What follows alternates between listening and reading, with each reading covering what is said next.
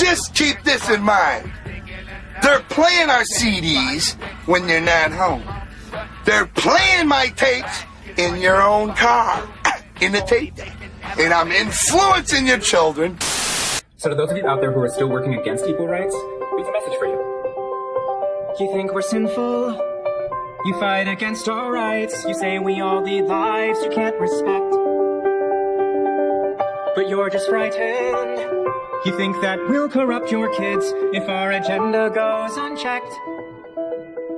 Fine, just this once, you're correct.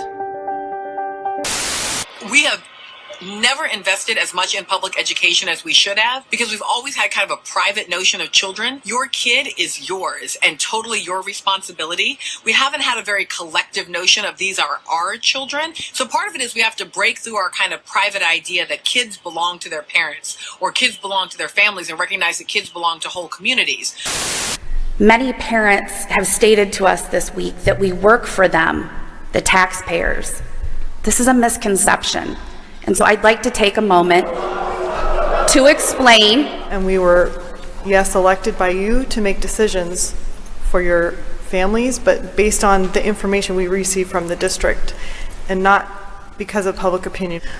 But like Jen said, that's to do what you want us to do. That's not our job.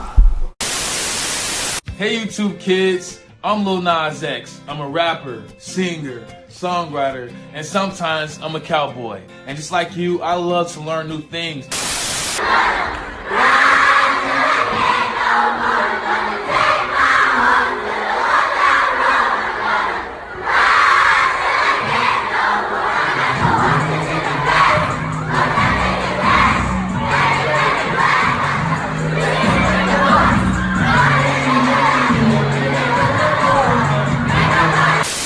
The video, which was co-directed by Lil Nas X, is filled with biblical and ancient Greek references. And at one point, the 21-year-old slides down a pole to hell to seduce the devil and gives Satan a lap dance. About 120 juniors, girls and boys, at Columbia Grammar and Prep School were subjected to Fonte's class called Pornography Literacy, an intersectional focus on mainstream porn, because she taught at an elite Manhattan school for high school students. Fonte's class included material such as semi-nude women in bondage, porn genres including incest themes, barely legal, and kink and BDSM. Listen, if you're ever going to commit a crime, you should do it now because you're still a minor. And I'm influencing your children.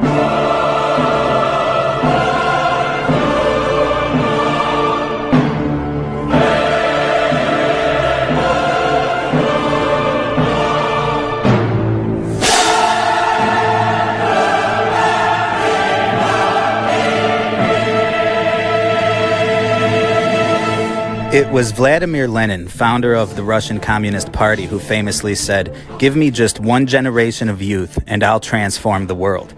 You know, it's always been about the youth. Have you ever noticed how the entertainment industry targets the youth? You know, almost exclusively in a lot of areas. And from the Beatles all the way to Post Malone, it's always had the same effect. These famous adult celebrities stand elevated on stages before tens of thousands of screaming teenagers, and they're worshipped like gods. You know, and what is the root word of celebrity? Celeb, you know, as in to celebrate. They are celebrated people. Let me say that again, celebrated people. These people that you're looking at right now, at least according to our society, are supposed to be respected and admired. But here's an important distinction. These people are not on these stages because the world celebrates them. No, it's that the world celebrates them because they're the people that are on the stage. And, you know, as far as the kids are concerned, all they want to do is just fit in and be accepted. You know, they're not creating this culture. No, the attitudes and behaviors that we see demonstrated by the youth is actually just a direct reflection of the influence that this trash has had on them. And while it is true that it's the parents who bear the responsibility to protect their children from these terrible influences, in these last days, it's becoming increasingly more difficult to shelter your children from this propaganda.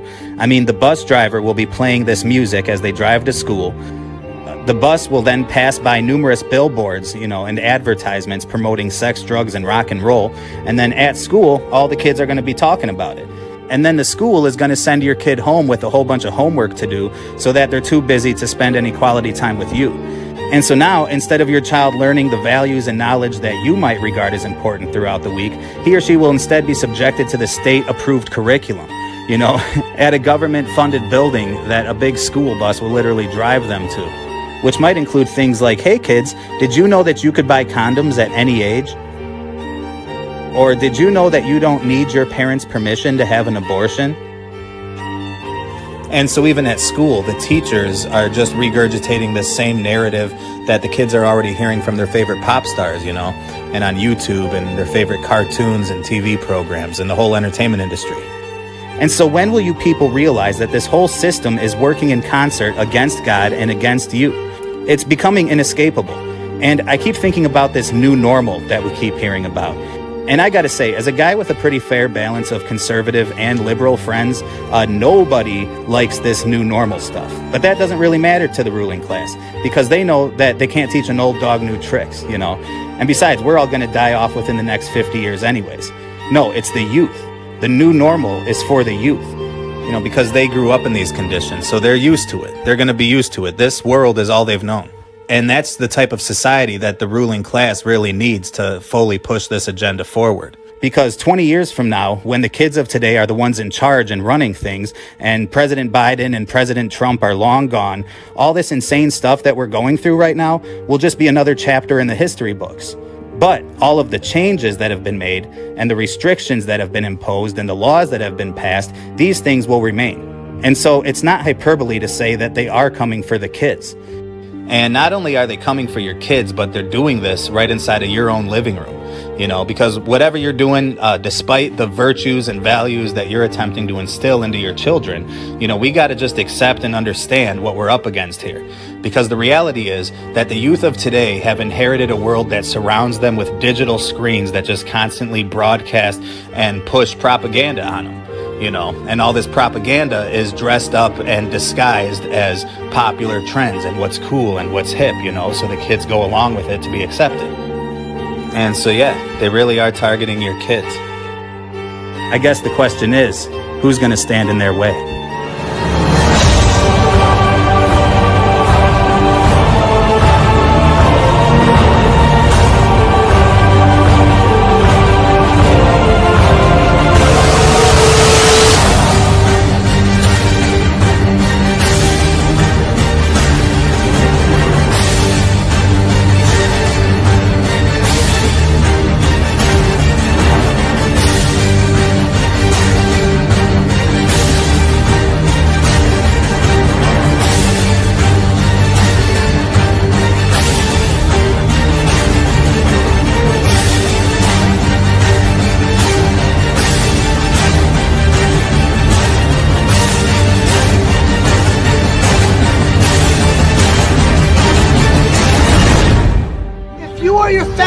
Ever inherited money or property, take a step forward. Of course. Related to your race, ethnicity, gender, appearance, or sexual orientation.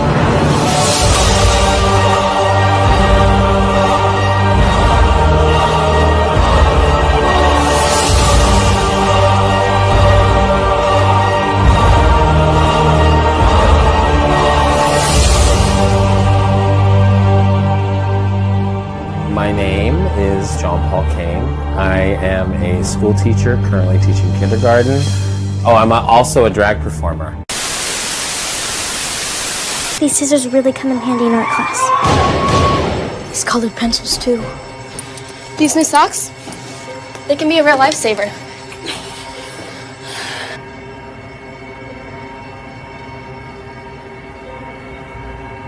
I finally got my own phone to stay in touch with my mom.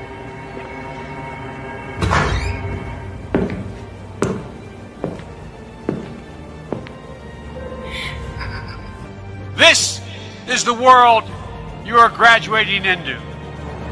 This is what I want to talk about today with you for a few minutes. To lead in shaping a new world order for the 21st century.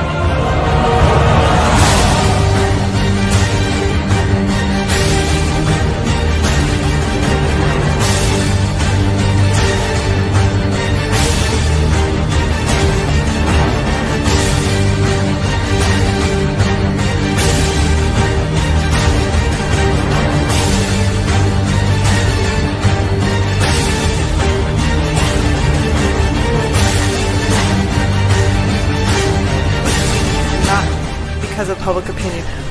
But like Jen said, that's to do what you want us to do. That's not our job.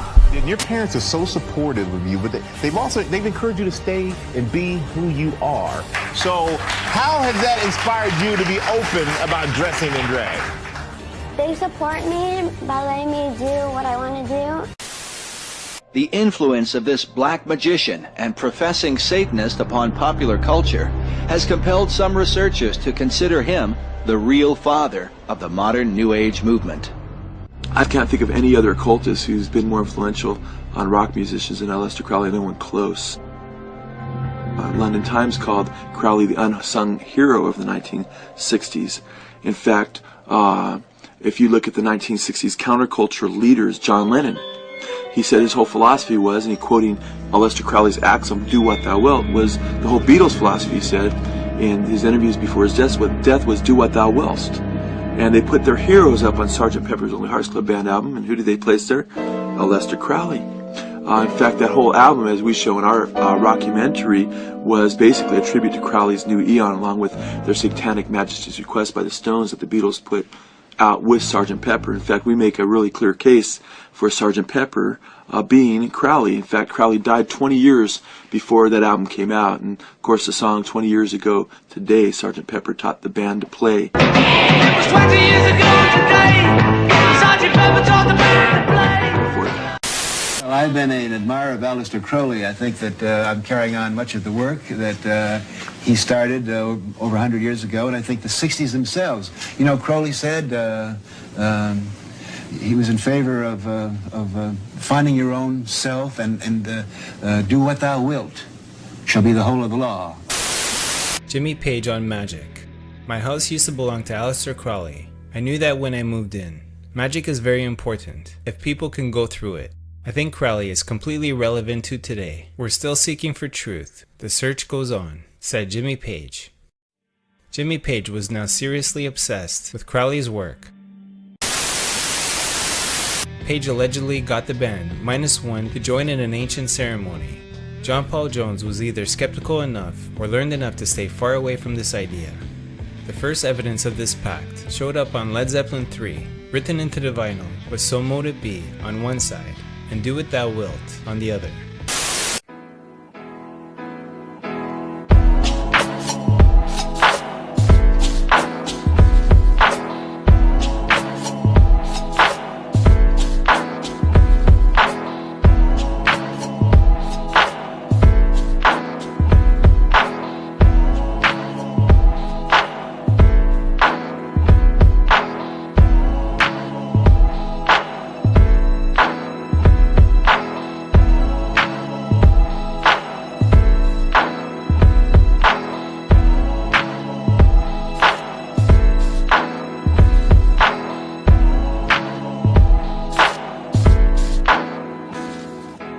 And we all know the formula. I mean, we've seen it for years because it's the very same formula that has already been used for the past few generations. And the formula is that you use celebrated people or celebrities to indoctrinate the kids, to work as mouthpieces for the people that are actually behind the agenda. Because if people like Ted Turner, and Bill Gates and George Soros were to try to get on a stage and influence the youth, that wouldn't work. So instead they speak their messages through the mouths of these attractive and talented young celebrities. That's who they put on the stages. That's who the kids respond to. And they continue to use this approach, because it works. Because every machine shop that I've worked at over the last decade has been filled with a bunch of old dudes that are still just listening to all their favorite classic rock songs on repeat. And they talk about the Beatles and Led Zeppelin and Leonard Skinner. And even pushing the age of 50 or 60, these guys are still enchanted by these bands that influenced them back when they were young, In fact, I remember watching Joe Schimmel's classic expose on the music industry called They Sold Their Souls for Rock and Roll. And I remember hearing some guy make the statement that back in the 60s, whenever the members of the Beatles would adopt a new hairstyle, it would immediately become like the new style for the youth. And everybody in the streets would suddenly be rocking that same style. Actually, I'll just find that clip. I grew up with them. They helped us grow up. They got me arrested 3 or 4 times. I think they did a lot for society. Those songs are in my memory banks I think they're actually my genetic material. All-time favorite musical group? Beatles. If they dressed a certain way, everybody wanted to be like that. When the Beatles got long hair, I got long hair. The fact that my mother didn't like it was an enormous part of its appeal. And so this is a classic model of indoctrination. It's the gradual degradation. I mean, you're probably familiar with the history that when Elvis Presley was popular, there was a major controversy over whether television stations should be permitted to show his dance moves, which were apparently deemed to be sexually inappropriate because he would gyrate his hips, Then you fast forward 10 years and now there's songs on the radio with lyrics that are describing sex and drugs. But back then they would still have to kind of veil it in some form of poetry. But by the 90s, almost all the popular songs were explicitly about sex and drugs, or just about being depressed, with most of the stars being suicidal drug addicts. And meanwhile, over in the cities, gangster rap was taking over the airwaves, and people like Tupac Shakur and Chris Wallace, aka the Notorious B.I.G., and all these other self-serving rap stars were dominating the industry, performing massive shows for sold-out crowds of teenagers who would hang on every obscene words that these clowns had to say. I mean, the influence that this stuff has on our culture is ridiculous. And I know that that's a true statement because I remember the influence that it had on me. And a lot of you might not know this, but I spent almost 2 decades pursuing a career in secular music, with some small successes. That's me there, trying to influence crowds of hundreds with the very same message that had influenced me. But my experience as a struggling music artist is a topic for another video, and I don't want to stray too far from the plot of this series, but I just can't help but to reflect on my own experience with indoctrination and how dramatically my life was affected by it. Because in my generation, it was Eminem and Blink-182 and that whole era of obnoxious music. And I remember idolizing my favorite musicians with a godlike level of respect. I remember seeing this group called Head PE play a show when I was like 15. And I remember admiring the members of the band like they were just so special and so cool. And the singer/rapper guy was decked out in all these flamboyant clothes. And I was just starstruck, by how cool he was. And I jumped around and I pounded my fist in approval as he rapped and sang about not giving an F word, or getting laid and getting wasted. And pretty much all the songs were just arrogant messages about being a selfish idiot, but there I was banging my head, screaming for more. And meanwhile, I had these wonderful parents at home who loved me and who care about me and who invested in my future, and they're telling me all these things to beware of and virtues to adopt and all the morals and actual wisdom that a child needs, and they're teaching me from the Bible and taking me to church. But I thought that my parents were overbearing and ignorant, they didn't know what this world is really like. They didn't know what I was going through because times had changed, and they were old and out of touch. But then you got this other adult who's also trying to influence me. And that's the cool guy on stage who's famous and everybody's cheering for him. And he's trying to get me to chant along with him about not giving an F word, But somehow his message seemed a lot more appealing to me than my parents did, because he was just telling me to do whatever I want, to do what thou wilt. And do what thou wilt is the great overarching philosophy that this new normal is hinged on. It's all about your identity and your classifications and your social preferences, and just be yourself and do your thing and get yours and do you, and do it your own way and blah, blah, blah. And really pretty much it's just a reinforcement of the satanic motto, do what thou wilt. Just have as much fun as you can and experience as many pleasures as you can in your short time here on earth. Because when you die, you're just going to disappear, because that's what the kids of today are being taught. They're taught that life has no objective purpose, and that we're just mere animals on a tiny planet spinning around within a massive universe. And they are taught about sexuality, and how fun it is. And they watch these videos and demonstrations that previous generations would have considered pornographic. But I guess in 2021, we've already long since come to accept this type of so-called education. And not only are they conducting these hedonistic sex ed courses, but they're promoting it as a good and normal thing. And that it should never be repressed, because it's totally normal. Just do it safely. And here, take a free condom. But you know what I mean? And just watch the way that public education will follow in direct succession behind the media and the entertainment industry. Because the teachers, obviously, are not all members of elitist secret societies, who are knowingly participating in a manufactured agenda to indoctrinate the youth with a godless worldview. No, the teachers themselves are indoctrinated by the same propaganda that they teach, and that's the larger point, that this has been a procession, it's been a gradual progression, through the incremental corruption of generation after generation. We have finally gotten to a point where the children of today, who are predominantly influenced by the media and popular culture, are being raised by parents who were also predominantly influenced by media and popular culture. And even my generation was raised by parents who were predominantly influenced by media and popular culture. So this has been a long-winded and well-played agenda, indeed. Because now the kids are fully adapted to an existence that relies on media and popular culture to define one's social status.